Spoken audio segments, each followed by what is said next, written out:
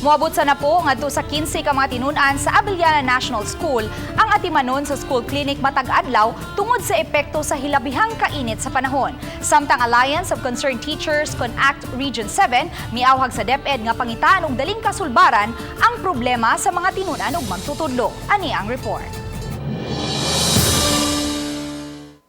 Nabta na mo kining mga tinunan sa junior high school nga nag-take sa ilang third periodical exam. Unom ka may electric fan ang nakapalibot kanila apan nagpabilin gihapon ang gibati nilang kaigang. Lahira matod pa kaniadto nga ang bakasyon na atol sa summer pusa nangindahay sila nga mabalik unta ang naandan.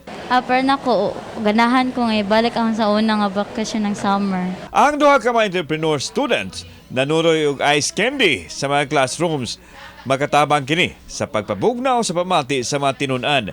Matod ni Junalyn Abing nga siya malipong tungod sa kasakit sa ulo mugna sa init kaing panahon. Sa imong pag-eskwela, like sa ting init karon, wa ba ka nalipong, naka-experience nga nalipong ka tungod sa init? Ay, naka-experience.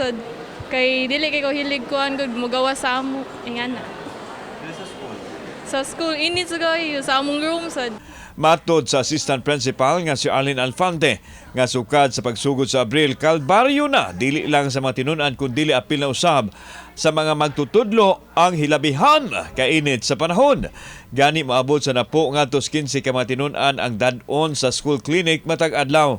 Sagad kanila nakasinati og panakit sa ulo, pagpanglipong, sakit sa tiyan, maglisod sa paginhawa ug uban pa ang hilantan.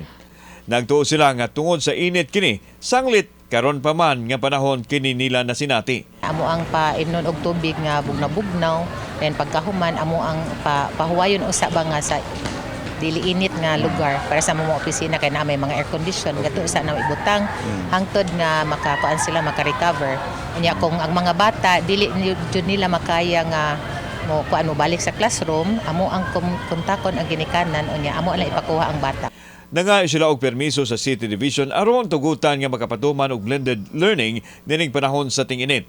Suportado usab kini sa Alliance of Concerned Teachers kon ACT Region 7. Naami ka ng face-to-face nga klase, duha ka adlaw, dayon ang tulo ka adlaw adto sa distant learning ang mga bata sa balay. Module ang uban kay offline.